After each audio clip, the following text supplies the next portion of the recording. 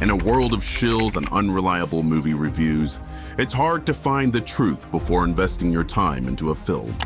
So now, we're going to judge who's telling the truth or who's out of touch with reality. It's time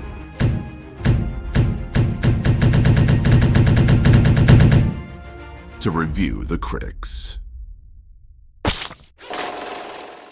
It's official that Inside Out 2 is the highest grossing animated film of all time. Inflation helped, of course, but it's also a solid movie, and for Pixar to finally put out a winner after so many horrible years, they deserve this boost to get them going in the right direction. Side note, RTC's first video was about Inside Out 2, so make sure to go back and check that video out.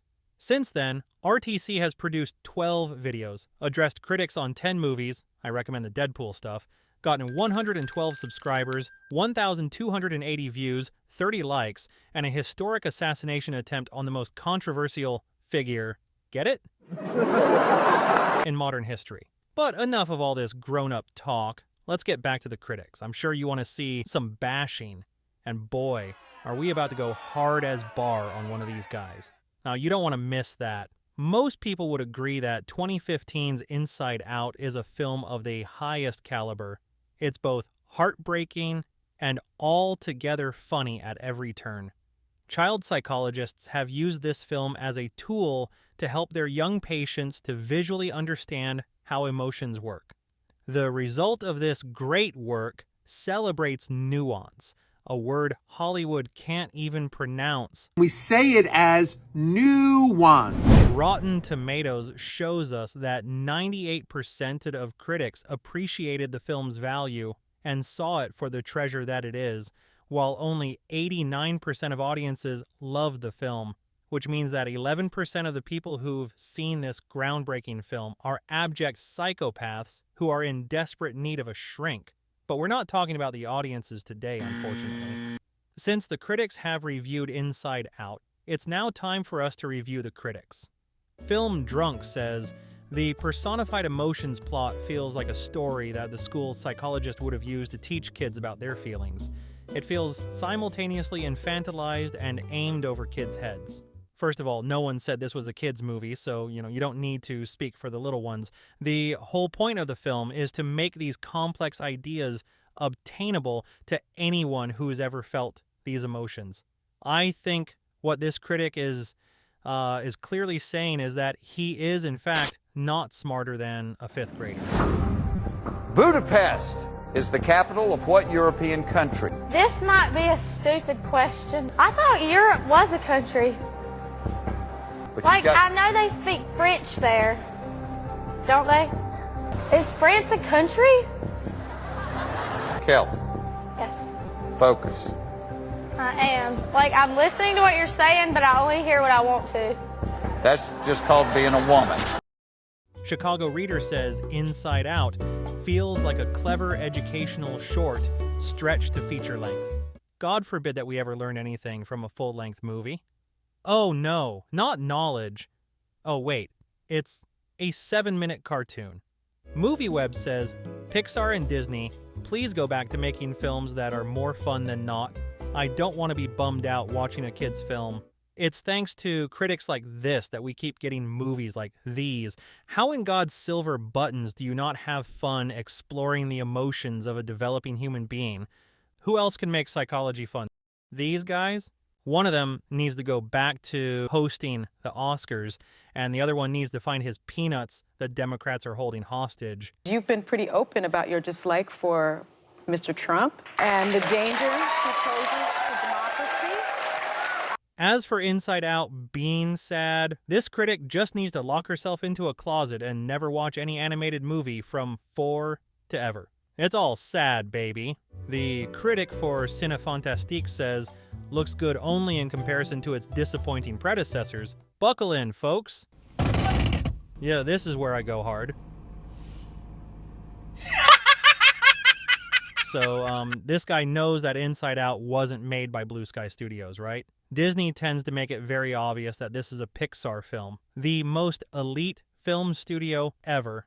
And up to 2015, Pixar was batting .920. It would be 1,000, but we can't overlook Cars 2 that came a few years before. Think about what this guy is saying. He's calling Toy Story 1, 2, and 3 disappointments. Monsters, Inc., a disappointment. Finding Nemo, a disappointment. Wall-E, Ratatouille, Up. And did I mention Toy Story 3? If anything, the release of Inside Out elevated Pixar's position to an even higher standard than anyone ever thought possible. They're the Ruth's Chris to Hollywood's Sizzler. Looks good only in comparison to its disappointing predecessors? What in the lightning crack of Zeus's avocado ass is this guy even talking about? Let's head on over to the control panel and skip down memory lane, shall we? The critic who spewed this asinine review is named Steve Biodrowski. You can find him online and harass him, but you didn't hear it from me. Oh look, he liked Meg 2, The Trench. You know why? Because it's heartless and stupid. He hated Disney's Haunted Mansion. You know why? Because it was awesome and heartfelt. He liked that drain-clogging pubic hair cluster that is Jurassic World Dominion. You know why? Because Steve loves being dominated, especially by writers who can't construct a plot to satisfy a mentally castrated Neanderthal. Put a chick in it, make her gay! Don't even get him started on Toy Story 3. Oh man, we're going to rip him a new... Wait, what's this? He actually liked Toy Story 3, which came out prior to Inside Out. Steve says, by the high standards of Pixar, the new Toy Story falls slightly short, but it's still better than anything else in the computer-animated sweepstakes. You sit on a throne of lies. Which is it, Steve? Is Pixar disappointing, or are their standards superior? But I digress. We don't want to keep the other critics waiting, do we? Cinemixtape says that Inside Out is liable to create more than a few existential crises in viewers entirely unprepared to handle them. Hey, look kids, that's shorthand for you're all stupid. What else do we know about this population, 18 through 24? They are stupid. Be sure to write Cinemixtape if that causes you any mental scarring. Sign it, Steve Biodrowski. Oh, it says here that Steve loved The Prince of Persia. Ugh. And only liked the ending of Ratatouille. And, oh ho, he absolutely adored Jason Goes to Hell the Final Friday. Maybe you can meet him there, Steve. If God judged us by our taste in films, Steve, you'd end up on the same fiery butt plug as Hitler. He better hope he's unbreakable, because he hated that movie as well. The Public in Buffalo says, some viewers will probably be impressed that Inside Out contains a sequence that dramatizes the 4 stages of abstraction. But that doesn't make it a better movie. Yes. When normal people think of Inside Out, we immediately go to the only scene in the movie where the animators were high as a bird fart. By the way, if you didn't like James Bond in the 90s, it's because of people like Steve, who prefers to keep 007 weird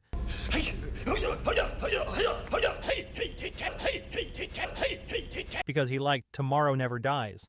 Seriously, who's letting this guy talk? He hated Return of the Jedi, and, of all movies, Enchanted. Thus begins our enchanted adventure. God, that movie really was amazing. He loved Spider-Man 3, Lake Placid, and that movie where Robin Williams dies. Of course he liked that one, the sick dick. Look, here he is pictured the day he heard Robin died. Spoiler, no one showed up to the party he threw. Seriously, can we lock this guy up for being an absolute shill? Where's Bill Cosby to offer a drink when we need one?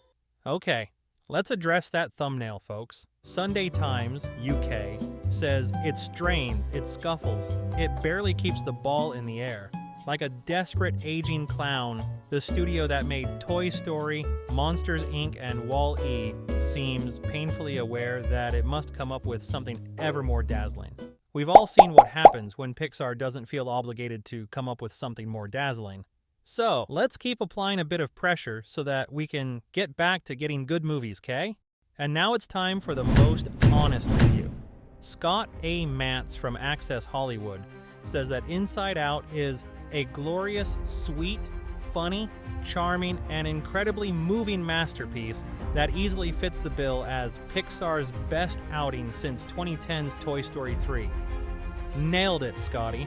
Come back next week and witness us bashing the critics who didn't like Marvel's Iron Man. Also, we're a brand new channel, So please be a part of our growth by subscribing, liking the videos, and sharing them with your people, whether they're cool and normal or weird AF like us movie lovers. What is your favorite Pixar movie?